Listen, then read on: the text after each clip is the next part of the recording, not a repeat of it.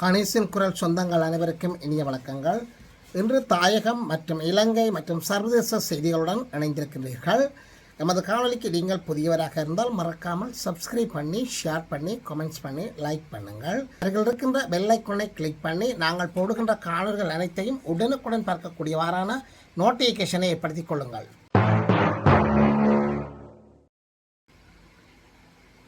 ஜூலை மாதம் வரை இலங்கையின் எரிபொருள் கையில் இருப்பதாக எரிபொருள் அமைச்சர் அருண கருணதிலக்க தெரிவித்திருக்கின்றார். இலங்கையினுடைய இந்த வருடம் ஜூலை மாதம் வரை ஜூலை மாதத்தினுடைய இறுதி வரை தடையற்ற விநியோகம் செய்வதற்கான எரிபொருள் கையில் இருப்பதாக புதிய எரிசக்தி அமைச்சர் அருண கருணதிலக்க தெரிவித்திருக்கின்றார்.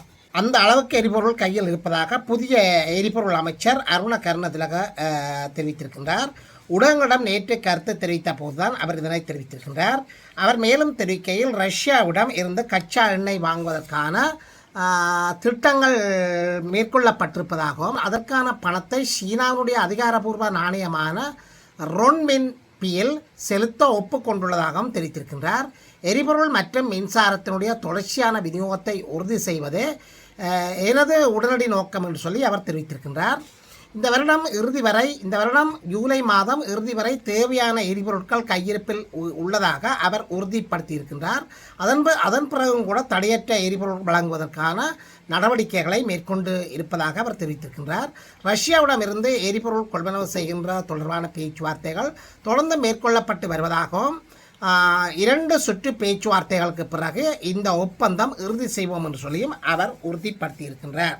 எனவே இலங்கையில் எரிபொருளுக்கான தட்டுப்பாடு ஏற்படாது என்பது நம்பக்கூடிய ஒரு விடயமாகத்தான் இருக்கின்றது. தொடர்ந்து நாங்கள் அந்த நம்பக்கூடிய நிலையை இருந்து பார்ப்போம். யானை தாக்கியதில் ஒருவர் உயிரிழந்திருக்கின்றார். இந்த சம்பவம் மன்னார் மடு போலீஸ் பிரிவுக்குட்பட்ட கரம்பைக்குளம் பகுதியில் காட்டு யானை தாக்கியதில் ஒருவர் உயிரிழந்திருக்கின்றார். காட்டு யானை தாக்கியதில் காயமடைந்த நபர் முருங்கன் வைத்தியசாலையில் அனுமதிக்கப்பட்டதன் பின்னர் உயிரிழந்துள்ளதாக மன்னார் மாவட்ட போலீசார் தெரிவித்திருக்கின்றார்கள். உயிரிழந்தவர் பன்னி வெட்டுவான் பகுதியைச் சேர்ந்த 46 வயதுடைய இளங்குடும்பத் தலைவர் என்று சொல்லப்படுகின்றது. சம்பவம் தொடர்பாக மேலதிக விசாரணைகளை மன்னார் மாவட்ட போலீசார் மேற்கொண்டு வருகின்றார்கள். அல்லைப்பட்டி சிறுவன் படுகொலை சந்தேக நபர்களை உடனடியாக கைது செய்யுமாறு நீதவான் உத்தரவிட்டிருக்கின்றார். ஊர்காவல்துறை நீதவான் தான் இந்த உத்தரவை பிறப்பித்திருக்கின்றார். அதாவது இலங்கையினுடைய மத்திய புலனாய்வு பிரிவுக்கு இந்த கட்டளையை பிறப்பித்திருக்கின்றார். அல்லைப்பட்டியில் கடந்த சில மாதங்களுக்கு முன்னர் 17 வயது சிறுவன் ஒருவன் சுட்டுக்கொலை செய்யப்பட்ட சம்பவம் தொடர்பாக சந்தேக நபர்களை உடனடியாக கைது செய்யுமாறு ஊர்காவல்துறை நீதவான் உத்தரவிட்டிருக்கின்றார்.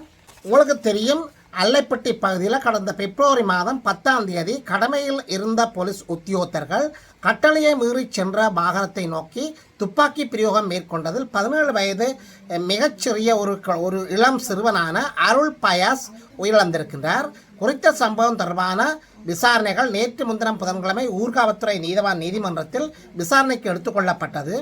அதன்போது கடந்த வழக்கு தவணையில் குறித்த சம்பவம் தொடர்பாக கொழும்பு குற்றப்புலனாய்வு பிரிவு விசாரணைகளை முன்னெடுக்க வேண்டும் என்று சொல்லி பாதிக்கப்பட்டவர்கள் நலன் சார்ந்த மன்றில் முன்னிலையான சட்டத்தரணிகள் விண்ணப்பம் செய்ததை அடுத்து நீதிமன்றம் விசாரணைகளை கொழும்பு குற்றப்புலனாய்வு பிரிவுக்கு மாற்றுமாறு போலீஸ் மா அதிபருக்கு உத்தரவிட்டிருந்தது.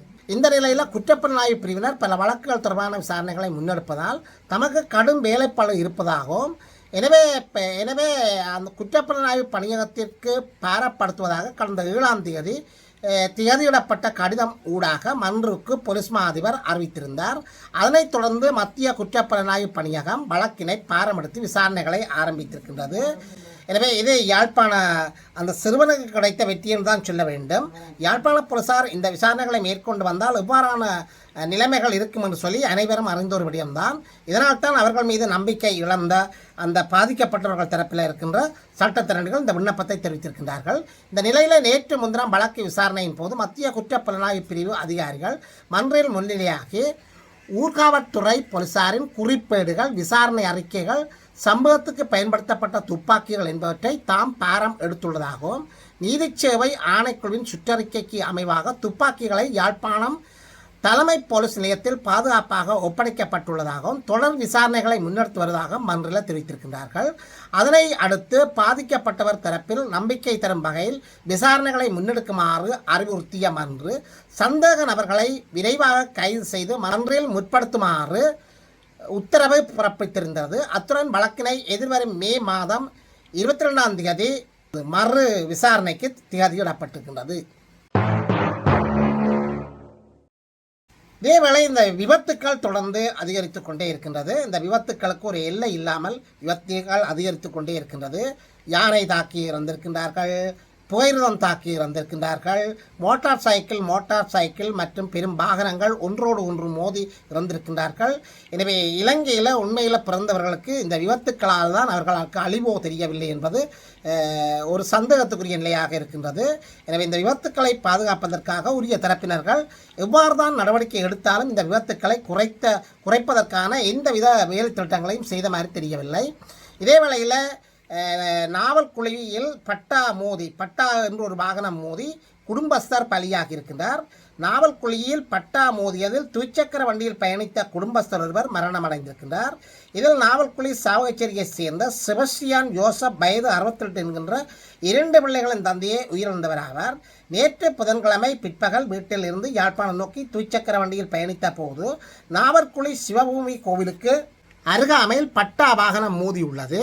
இதில் படுகாயமடைந்தவர் யாழ் போதான வைத்தியசாலையில் அனுமதிக்கப்பட்டிருந்த நிலையில் நேற்று வியாழக்கிழமை அதிகாலை சிகிச்சை பலனின்றி உயிரிழந்திருக்கின்றார். சாவகச்சேரியிலும் வாகனம் ஒன்று மோதி ஒருவர் இழந்திருக்கின்றார். சாவகச்சேரி உணாவில் சந்தி பகுதியில் நேற்று வியாழக்கிழமை இரவு இடம்பெற்ற வாகன விபத்தொன்றில் ஒருவர் உயிரிழந்திருக்கின்றார். சாவகச்சேரி பகுதியிலிருந்து யாழ்ப்பாணம் நோக்கி பயணித்த உந்துருளியும் யாழ்ப்பாணத்திலிருந்து கொழும்பு நோக்கி பயணித்த பாரவூர்தியும் நேருக்கு நேர் மோதியதில் இந்த சம்பவம் இடம்பெற்றிருக்கின்றது. குறித்த சம்பவம் உந்துருளியை செலுத்திய 44 வயதான குருநகர் பகுதியைச் சேர்ந்த செல்வம் ரொபின் என்கின்றவர் சம்பவ இடத்திலேயே உயிரிழந்திருக்கின்றார். விபத்து தொடர்பான விசாரணைகளை சாவகச்சேரி போலீசார் மேற்கொண்டு வருகின்றார்கள். யாழ்ப்பாணத்தில் தற்பொழுது மணல் கொள்ளைகள் அதிகரித்திருக்கின்றது. அண்மைய நாட்களில் கொடிகாம பகுதியில் ஒரு டிரெக்டர் ஒரு உளவு யந்திரத்தால் போலீசார் ஒருவர் இடித்து மோதி கொலை செய்யப்பட்டிருக்கின்றார். இவ்வாறு மணல் கொள்ளை காரணமாக பல்வேறு விபத்துக்கள், பல்வேறு அசம்பாவிதங்கள் போலீசாரையே கொலை செய்யும் அளவுக்கு அந்த நிலைப்பாடுகள் மாறி இருக்கின்றது. வடமாகாணத்தில் உள்ளூராட்சி மன்றங்களினூடாக மணல் விநியோகத்தை முன்னெடுப்பதற்கான ஏற்பாடுகளினுடைய இறுதி கட்டத்தை ஏற்படுத்தி இருப்பதாக வடமாகாண ஆளுநர் பணிப்புரை ஒன்று பிறப்பித்திருக்கின்றார். இது எந்த வகையில் வெற்றி அளிக்கப் போகிறது என்பதை நாங்கள் தொடர்ந்து இருந்துதான் பார்க்க போகின்றோம். பவனியா தாண்டி குளத்தில் டெயிலுடன் ஆட்டோ மோதி விபத்து, பொன் ஒருவர் உயிரிழந்திருக்கின்றார். பவனியா தாண்டிக்குளம் புகரத நிலையத்து கண்மையா பகுதியில் நேற்று இடம்பெற்ற கோர விபத்தில் பொன் ஒருவர் உயிரிழந்திருக்கின்றார்.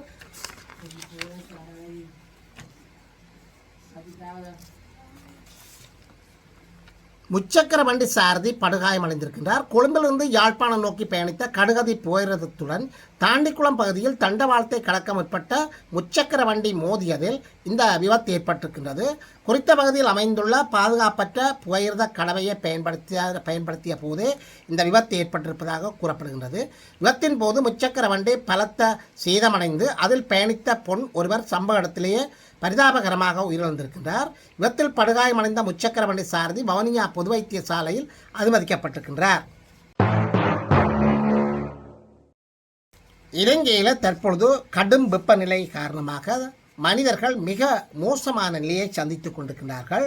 நாட்டின் வடக்கு, வடமத்திய, வடமேல், சப்ரகுமா, தெற்கு, கிழக்கு மாகாணங்களில் மொன்றாகலை மாவட்டத்திலும் இன்று நாளை தொடர்ந்து வருகின்ற நாட்களில் வெப்பநிலை எச்சரிக்கை மட்டத்திற்கு அதிகரிக்கக்கூடும் என்று சொல்லி வளிமண்டலவியல் திணைக்களம் எச்சரிக்கை விடுத்திருக்கின்றது. வளிமண்டலவியல் திணைக்களம் விடுத்துள்ள அறிக்கையில் மனித உடலின் உணரப்படுகின்ற வெப்பநிலை சில பகுதிகளில் எச்சரிக்கை நிலை வரை உயரக்கூடும் என்று சொல்லி எச்சரிக்கை விடுத்திருக்கின்றது. மனித உடலில் உணரப்படுகின்ற வெப்பநிலை சில பகுதிகளில் எச்சரிக்கை நிலை வரை உயரக்கூடும் என்று தெரிவிக்கப்பட்டிருக்கின்றது. இதனால் 21 மாவட்டங்களில் மக்கள் நீண்ட நேரம் வெயிலில் இருப்பின் சோர்வு ஏற்படும் வாய்ப்பு உள்ளதாகவும் தொடர்ச்சியாக வெளிப்புற செயற்பாடுகள் வாகனங்களால் தசைப்பிடிப்பு ஏற்படக்கூடும் என்று சொல்லியும் எச்சரிக்கை விடப்பட்டிருக்கின்றது. பொதுமக்கள் தேவையற்ற வெளிப்புற செயற்பாடுகளை குறைத்து போதிய நீரை அருந்தி பாதுகாப்பு நடவடிக்கைகளில் ஈடுபடுமாறு வளிமண்டலவியல் திணைக்களம் எச்சரிக்கை விடுத்திருக்கின்றது. செய்திகள். கோர்மூஸ் நீரிணையில் அமெரிக்கா ஒரு அதிரடியான எச்சரிக்கை விடுத்திருக்கின்றது. ஈரான் கப்பல்கள் மீது நீங்கள் தாக்குதல் நடத்தலாம் என்று சொல்லி அமெரிக்கா ஜனாதிபதி டொனால்ட் ட்ரம்ப் தன்னுடைய படையினருக்கு ஒரு முரட்டுத்தனமான ஓர்டரை ஒரு கட்டளையை பிறப்பித்திருக்கிறார். அமெரிக்கா ஜனாதிபதி ட்ரம்ப் இந்த கட்டளையை பிறப்பித்திருப்பதன் எதிரொலியாக எவ்வாறான விளைவுகள் வரும் என்று சொல்லி நாங்கள் பொறுத்திருந்தான் பார்க்க வேண்டும். கோர்மூஸ் நீரிணையில் வெடிபொருட்களை வைக்கின்ற எந்த ஒரு ஈரான் படகுகள் மீதும் தாக்குதல் நடத்துமாறு தனது கடற்படைக்கு அமெரிக்கா ஜனாதிபதி டொனால்ட் ட்ரம்ப் பணிப்புரை விடுத்திருக்கின்றார். தனது ட்ரூத் சமூக வலைத்தளத்தில் இதனை தெரிவித்திருக்கின்றார். ஈரானிடம் போர்க்கப்பல்கள் எதுவும் இல்லை என்று சொல்லியும் அவர்களிடம் இருந்த 159 போர்க்கப்பலை தாம் மூழ்கடித்து விட்டதாகவும் கூறுகின்றார் அமெரிக்கா ஜனாதிபதி டொனால்ட் ட்ரம்ப். தற்போது கோர்மூஸ் நீரிணையில் உள்ள கண்ணிவெடிகளை அகற்றும் பணிகள் நடைபெற்று வருவதாக அவர் சுட்டிக்காட்டியிருக்கின்றார். அந்த செயற்பாட்டு தொடர்ச்சியாக முன்னெடுக்குமாறு தான் உத்தரவிட்டிருப்பதாகவும் தெரிவித்திருக்கின்றார். கோர்மூஸ் நீரிணை பக்கம் கூட அமெரிக்காவுடைய படையினர் எவரும் இல்லை. ஆனால் மிக பல கிலோமீட்டர்களுக்கு அப்பால் தான் அவர்களுடைய விமானம் தாங்கி கப்பல் சரி மற்றும் டெஸ்ட்ரோயர் கப்பல் என்றாலும் சரி நிற்கின்றது. இந்த நிலையில் இவர் கூறுகின்ற இந்த கருத்து எந்த அளவுக்கு உண்மை என்பதை நாங்கள் பொறுத்திருந்து தான் பார்க்க வேண்டி இருக்கின்றது. அமெரிக்கா ஜனாதிபதி போர் நிறுத்தத்தை நீடிப்பதாக அறிவித்திருந்த சில மணி நேரத்தில் கார்மூஸ் எல சந்தியில் 3 சரக்கு கப்பல்களை ஈரான் இராணுவம் தாக்கி இழுத்து சென்றிருக்கின்றது. மேற்காசிய நாடான ஈரானுக்கு எதிராக அமெரிக்கா மற்றும் இஸ்ரேல் இணைந்து கடந்த பிப்ரவரி 28ஆம் தேதியிலிருந்து இந்த போரை தொடங்கியிருக்கின்றது. போரை தொடங்கியது என்று சொல்வதற்கு இல்லாமல் பயங்கரவாத நடவடிக்கையில் தான் இந்த அமெரிக்காவும் இஸ்ரேலும் ஈரான் மீது மேற்கொண்டு வருகின்றது. ஒரு மாதத்துக்கு மேலாக தாக்குதல் நீடித்து வந்த நிலையில் கடந்த 8ஆம் தேதி 2 வார கால தற்காலிக போர் நிறுத்தத்திற்கு அமெரிக்கா சம்மதித்திருக்கின்றது. இதைத் தொடர்ந்து ஈரான் மற்றும் அமெரிக்கா இடையிலான நிரந்தர போர் நிறுத்தத்துக்காக பாகிஸ்தான் நாட்டில் நடைபெற்ற முதற்கட்ட அமைதி பேச்சுவார்த்தை மிகுந்த தோல்வியை அடைந்திருக்கின்றது. தற்காலிக போர் நிறுத்தம் முடிவுக்கு வரவிருந்த நிலையில் 2ஆம் கட்ட பேச்சுவார்த்தைக்கு நடத்த திட்டமிடப்பட்டிருந்தது. ஆனால் இதில் பங்கேற்க ஈரான் மறுத்திருக்கின்றது. ஏனென்று சொன்னால் அமெரிக்கா இந்த அமைதி பேச்சுவார்த்தை நடைபெற்றுக் கொண்டிருக்கின்ற போதே போர் நிறுத்தத்தின் போதே போரை தொடங்கி இருக்கின்றது. அமெரிக்காவுடைய இந்த காட்டுமிராண்டித்தனமான செயல் காரணமாக ஈரான் அவர்கள் மீது நம்பிக்கை இழந்த நிலையில் அவர்களுடன் தொடர்ந்து பேசுவதில் எந்தவித பயனும் இல்லை என்று சொல்லி கூறியிருக்கின்றார்கள். ஆனால் இதன் காரணமாகத்தான் இதில் பங்கேற்க ஈரான் மறுத்திருக்கின்றது. தற்காலிக போர் நிறுத்தத்தை காலவரையறையின்றி நீடிப்பதாக அமெரிக்கா ஜனாதிபதி டொனால்ட் ட்ரம்ப் அறிவித்திருக்கின்றார். ஒருதலை பட்சமாகத்தான் அறிவித்திருக்கின்றார். இந்த சூழலில் கார்மூஸ் எலசந்தியில் பயணம் செய்து கொண்டிருந்த 3 சரக்கு கப்பல்களை ஈரான் இராணுவம் தாக்கியதாக பிரிட்டன் இராணுவத்தினுடைய கடல்சார் வர்த்தக செயற்பாட்டுகளுக்கான மையம் தெரிவித்திருக்கின்றது. ஈரானின் இஸ்லாமிய புரட்சிகர காவல் படையினர் திடீரென துப்பாக்கிச் சூடு நடத்தியதாக தெரிவிக்கப்படுகின்றது. அந்த கப்பல்கள் சுவிட்சர்லாந்து நாட்டுக்கு சொந்தமான MSC நிறுவனத்தினுடைய பிரான்செஸ்கா மற்றும் கிரீஸ் நாட்டைச் சேர்ந்த ஜூபோரியா என்பன கப்பல்கள் என்றுதான் தெரிய வந்திருக்கின்றது. இதைத் தொடர்ந்து எபாமி நோட்ஸ் என்கின்ற 3வது கப்பலையும் ஈரான் படை தாக்கியதாக தகவல்கள் வெளியாகி இருக்கின்றது. இந்த கப்பல் துபாய் நாட்டுக்கு சொந்தமானது என்று சொல்லியும் குஜராத் துறைமுகத்துக்கு வந்து கொண்டிருந்தது சொல்லியும் செய்திகள் வெளியாகி இருக்கின்றது. இந்த கப்பல்களை ஈரான் கடற்படையினர் சிறைப்படுத்தி சென்றதாகவும் எந்தவித முன்னெச்சரிக்கையும் இல்லாமல் இந்த தாக்குதல்கள் நடத்தப்பட்டதாகவும் கூறப்படுகின்றது. தாக்குதலில் கப்பலின் சில பகுதிகள் சேதமடைந்துள்ளதாகவும் அதனால் அதில் இருந்த பயனாளர்களுக்கு காயம் ஏற்படவில்லை என்றும் தெரிவிக்கப்படுகின்றது. இந்த சம்பவம் குறித்து ஈரான் தரப்பில் உடனடி விளக்கம் எதையும் வெளியிடப்படாத நிலையில் அதிகாரப்பூர்வமாக மறுக்கவோ அல்லது உறுதிப்படுத்தவோ செய்யாதால் சர்வதேச அளவில் இது மேலும் குழப்பத்தையும் பரபரப்பையும் ஏற்படுத்தி இருக்கின்றது. தமிழகத்தில் சட்டமன்ற தேர்தல் நடைபெற்றுக் கொண்டிருக்கின்றது. வாக்காளர்களுக்கு இனிப்பு கொடுத்து வரவேற்கின்ற ரோபோ கோவை வாக்குச்சாவடியில் வாக்களிக்க வருவோருக்கு சாக்லேட் கொடுத்த டினா ரோபோ வரவேற்றிருக்கின்றது. இந்த நிகழ்வு வாக்காளர் மத்தியில் கவனத்தை பெற்றிருக்கின்றது. தமிழகத்தில் உள்ள 234 தொகுதிகளிலும் நேற்று சட்டமன்ற தேர்தல் வாக்குப்பதிவு நடைபெற்றிருக்கின்றது.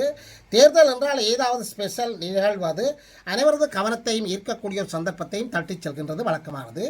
அந்த வகையில் கோவை அரசு கலைக்கல்லூரி வாக்குச்சாவடியில் வாக்களிக்க வருவோருக்கு சாக்லேட் கொடுத்து டினா என்கின்ற அந்த ரோபோ வரவேற்கின்ற நிகழ்வு பலரது கவனத்தை ஈர்த்துள்ளது. அந்த ரோபோ பாவாடை அணிந்து, அந்த ரோபோ பட்டு பாவாடை அணிந்து கையில் ஒரு தாம்பூல தட்டில் ரோஷா பூக்கள் சாக்லேட் வைத்திருக்கின்றது. வாக்காளர்கள் வாக்குச்சாவடிக்குள் நுழைந்ததும் அன்போடு வரவேற்று சாக்லேட் கொடுத்து அவர்களுடைய கவனத்தை ஈர்த்திருக்கின்றது. இதேவேளை இங்கிலாந்து பாடசாலைகளில் கைத்தொலைபேசிகளுக்கு தடை விதிக்கப்பட்டிருக்கின்றது. இங்கிலாந்தில் அதிகூடிய சந்தர்ப்பங்களில் அவர்களுக்கான உரிமைகள் மற்றும் சுதந்திரங்கள் வழங்கப்பட்டு கொண்டு வருவது அனைவரும் அறிந்தபடியாம். இங்கிலாந்தில் உள்ள பாடசாலைகளில் கையடக்க தொலைபேசிகள் பயன்படுத்துவதற்கு இன்று முதல் சட்டபூர்வமாக அந்நாடு அரசாங்கம் அறிவித்திருக்கின்றது. சிறுவர் நலன்புரி மற்றும் பாடசாலைகள் சட்டமூலத்தை தடையின்றி நிறைவேற்றும் நோக்கில் இந்த நடவடிக்கை எடுக்கப்பட்டிருக்கின்றது. இதுவரை பாடசாலையில் கையடக்க தொலைபேசி தடை என்பது ஒரு வழிகாட்டியாக மட்டுமே இருந்தது. எனினும் எதிர்க்கட்சிகளினுடைய அழுத்தங்கள் சிறுவர் பாதுகாப்பு தொடர்பான சட்டங்கள் வலுப்படுத்தும் நோக்கில் இதனை ஒரு சட்ட ரீதியான தேவையாக மாற்ற அரசாங்கம் இணங்கியுள்ளது.